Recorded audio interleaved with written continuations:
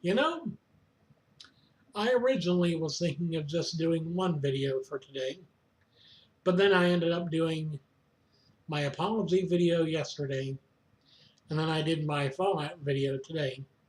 I thought, you know what? I need a triple threat. So today I'm doing a video game review from the past and a movie review from the past. And the movie I chose is Pokemon the first movie. Yes, everyone's reviewed it. Everyone's taking a deep look at it. Several people have analyzed it to death, but I enjoyed this movie. I really did. Um, First of all, for people who are just coming into the series and had no idea what Pokemon was, the movie did a really good job of having a condensed, informative explanation of the whole series right in the first few minutes, and that I thought was wonderful because before then, well, no, I had actually watched the TV series, but I still wasn't completely sure about what the heck it was about. And then we had the movie. I think it came out in. I'm sorry, I need to do research before I do my videos, but I'm kind of spontaneous this way. Um, anyway, I think it came out in the 95, 96 era, maybe 97. I know that we didn't have the second movie until 2000, so there's that. Turn of the century, and we have a new Pokemon movie. And then, anyway, I digress. So, Pokemon the first movie takes place with Ash, Misty, and Brock traveling to their next destination. I think, actually, I'm not sure where they're heading initially before they get the invitation, but the movie actually opens up beforehand, and this is if you have the extended version or if you look up the origins of Mewtwo. Warning, it's a tearjerker, but, well, for some. Not for me, but for some. Um, if you looked up the origins of Mewtwo, Mewtwo started out as a, well, no, the movie, the extended version, starts out with a team of scientists, including Dr. Fuji, um, going deep into the Amazon forest looking for a fossil of the legendary first Pokemon Mew, with which they plan to synthesize a clone that is more powerful and more dangerous than the original. Long story short, they find the fossil, and actually, right near where the fossil is found, they find there's actually a Mew that remains unseen. They go back to their laboratory, which is on uh, I forget the name of the island, but it was something. Um, they end up going back to their laboratory and creating the clone from the DNA that they find in the fossil, which is science fiction at its best. Then again, this is Pokemon. Um, Actually, originally it was on Cinnabar Island, but they end up changing the location for reasons. And so they clone Mewtwo, and then they have three other clones that they create. Um, well, yeah, three other clones, and they have a special container for Dr. Fuji's dead daughter. Um, Long story short, Mewtwo, in his comatose state, meets the other three clones, and damn, what was her name? I don't remember.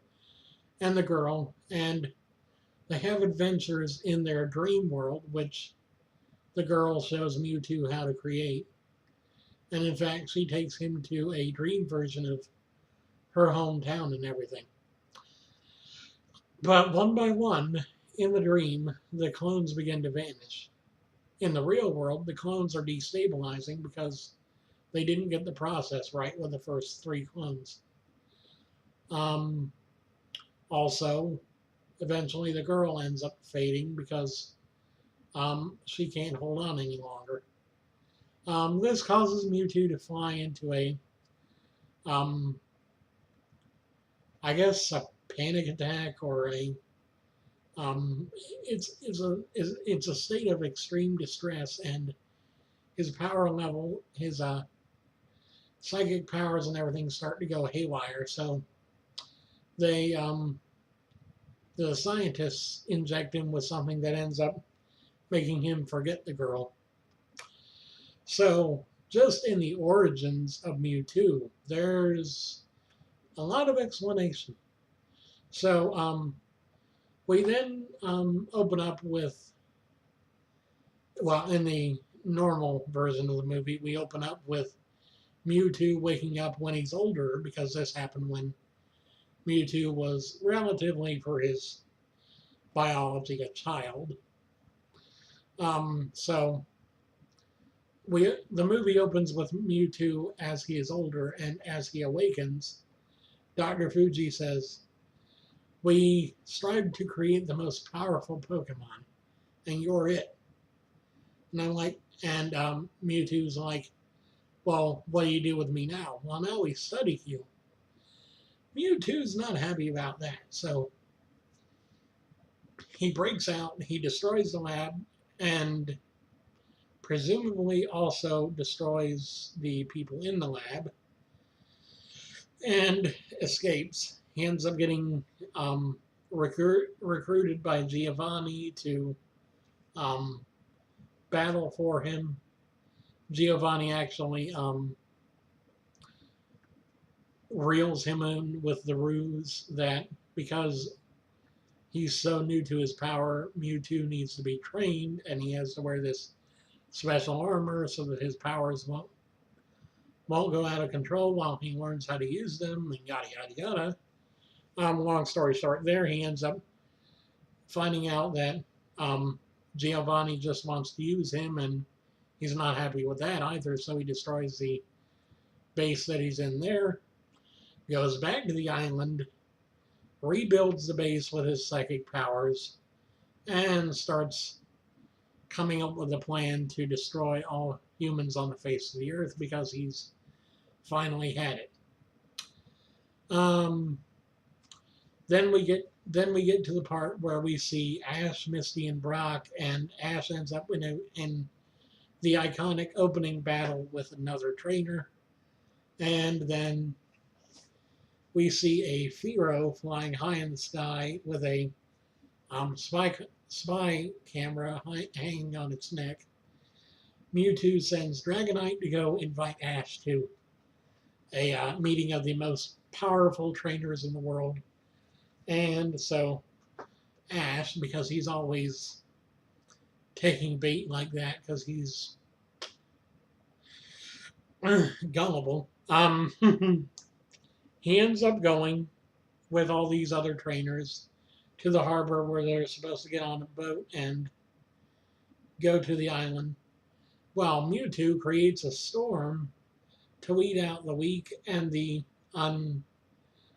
unworthy, I guess. But somehow, well, thanks to both Team Rocket and their Pokemon, Ash, Misty, and Brock, as well as Team Rocket themselves, end up making it to the island anyway, where they meet Mewtwo, who presents himself as the most powerful trainer in the world, even though he's a Pokemon, um, and begins to capture the trainer's Pokemon and use them to create clones, which are supposed to be more powerful than the originals.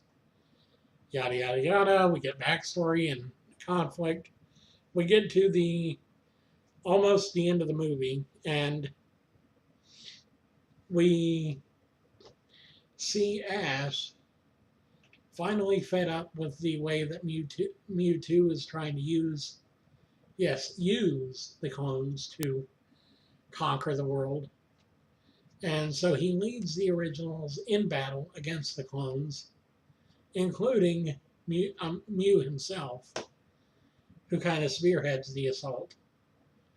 Or maybe it's herself. We never really learn of Mew's gender, although with the voice, it kind of, and the fur color, it seems like it'd be female. But then again, for all we know, Mewtwo may be female as well, even though he's got a male voice. Who cares?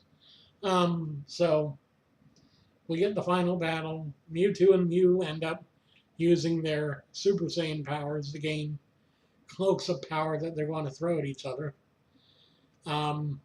We get a musical number, Brother My Brother, where it's basically talking about how war is not the way and we should love each other instead.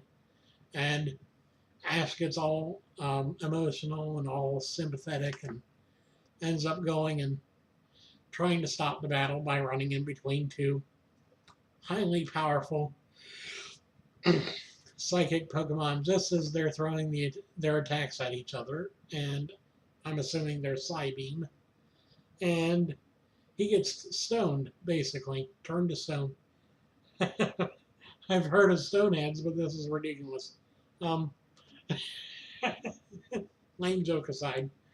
Um, Pikachu predictably starts crying because this is his best friend.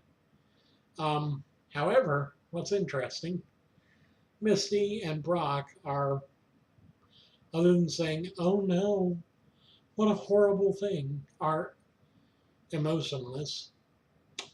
And we end up getting a 5-minute stretch of nothing but Pokemon crying. Eventually, all of their tears, because they're on the edge of the stadium, so they're conveniently placed in a circle. Well, a round shape anyway. And conveniently, we end up getting a stream of tears from each pair of Pokemon streaming towards the center where Ash is, which ends up making a really cool starburst-like picture. But um,